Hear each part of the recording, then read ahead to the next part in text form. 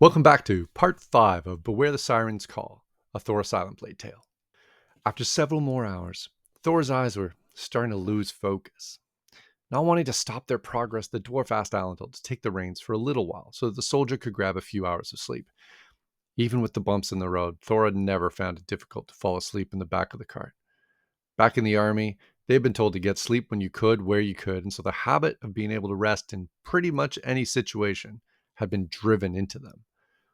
The only issue, it seemed, were the recurring nightmares. This time, however, the dwarf's dreams turned a different direction. Thora was filled with a pleasant sense of belonging and peace. It was as if all the worries of the world had slipped away and been replaced with complete happiness. A serene smile covered the soldier's face as the wagon's bumping came to a stop. A rough claw shook Thora's body, jolting the dwarf out of the dream, only to find that the serenity of the dream world had not faded away. "Oh, don't you hear it?" mumbled the dwarf. "It's so beautiful." The others seemed to be cautiously looking around them, but Thora could not hold back. Vaulting down from the wagon, the dwarf's thick legs pumped hard as Thora rushed forward toward a rocky outcropping at the side of the road. Why weren't the others following? This was where they were meant to be, the safety, the peace. No more nightmares would await them here. It was at that moment when pain erupted through Thora's mind. Many sets of claws raked against his face and shoulders, tearing at his flesh.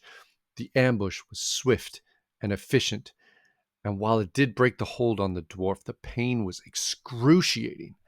Thora's senses finally became aware of the flapping wings all around, the blows of clubs and claws raining down from above. Wildly swinging both blades in the air, the dwarf tried to make a last stand, but was driven to a knee.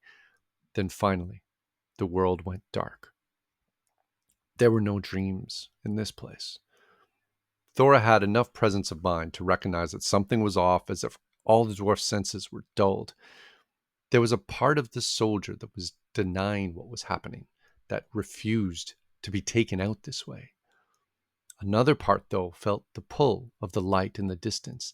It had that same feeling of peace emanating from it.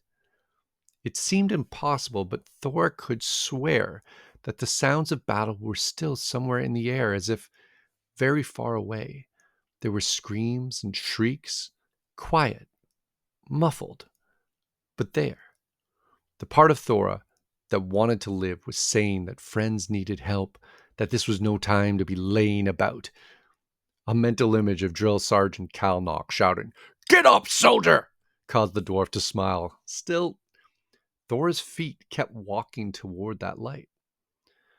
A stout shape was standing in the light, wings spread out from its shoulders, arms welcoming Thora forward.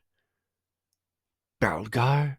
Thora questioned, unsure of what could have brought the soldier's uncle here to this place. When the stream of magic filled Thora's body, it felt like being wrenched away from that peace with a sudden force. It was disorienting, and when the dwarf's eyes opened, there was a flood of sensations and sounds. Alendil's dragonborn form hunched over him, the emotion hidden in his reptilian eyes. Pushing up to a standing position, Thora looked around at the winged bodies and the beleaguered and panting expressions of the dwarf's companions. Zarek's new blade, once shining silver with the fresh rune engravings of Thora's work, was covered in blood, gore, and feathers. When the others told the tale later, the dwarf learned that the elf had acted heroically, cutting into one harpy after another while the others did everything in their power to fight their way to Thora. There were not enough words to express the gratitude that Thora felt towards these brave companions. There was yet another life debt owed. Thora smiled and hugged them all.